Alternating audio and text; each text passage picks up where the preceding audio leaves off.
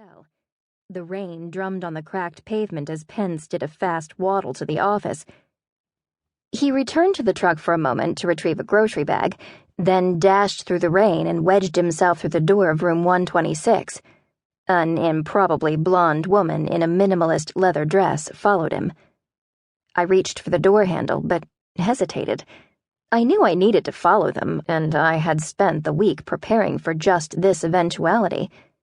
But now that it came down to it, it felt a bit awkward. I mean, I spent half my life telling my kids to respect others' privacy, and be honest. Yet here I was following someone incognito and preparing to take a picture of him engaged in an intimate act. I gripped the handle again.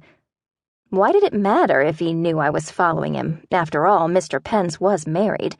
And it was his wife who had hired me, well, Peachtree Investigations, anyway, to find out if he was cheating on her. And he'd just gone into a motel room with a hooker, hadn't he? So if anyone was playing fast and loose with the morals here, it was him. Right? Besides, I was due at my kid's school in 25 minutes. I had half opened the door when I realized I wasn't the only one in the parking lot.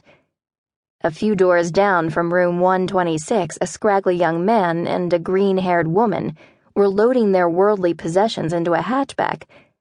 I pulled the door shut and growled. Not good. While the young couple rearranged the items for the 15th time and struggled to slam the trunk lid, my stomach gurgled. I foraged through the debris on the floor between the front seats until I came up with half a granola bar, munching on it while the couple retrieved a CD that had rolled halfway across the parking lot. The bar wasn't Nature Valley's finest, it was a bit soggy. But I eat when I'm stressed, and it was better than rooting around for stray Cheerios. Finally, the little car pulled out onto the highway. I popped the last stale fragment of granola into my mouth, grabbed my daughter's umbrella, and scurried across the parking lot. If it were my husband, I reasoned as my tennis shoes sank into a murky puddle, I'd want to know. Wouldn't I?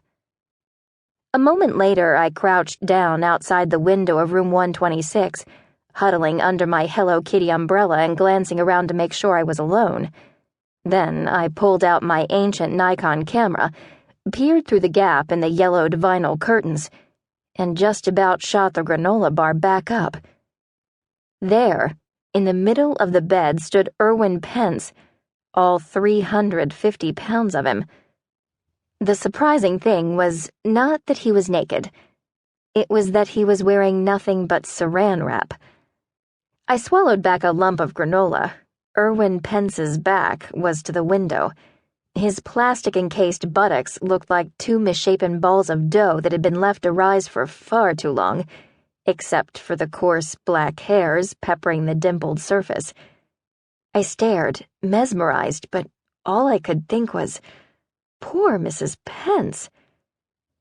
I swallowed again. Chances were that a wide-angle shot of Mr. Pence's buttocks would be enough for Mrs. Pence to make an identification. How many 350-pound men with a penchant for saran wrap could there possibly be in Austin?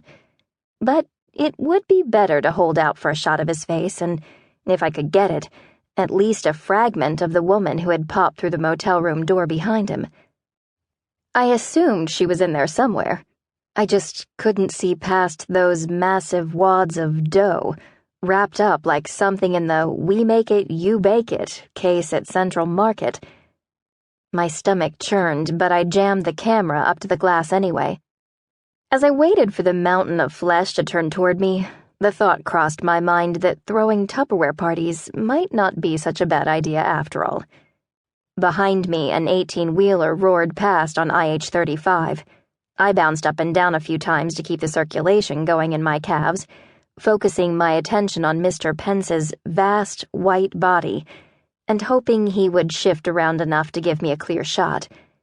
I tried a little visualization thing I'd read about, sending him an invisible laser beam with the message, "Turn around." But so far it wasn't working. A moist breeze from the vicinity of the dumpster brought a mixed bouquet of rotting vegetables, barnyard and sewer, which doesn't go well with stale granola. I took a break from thinking about Mr. Pence.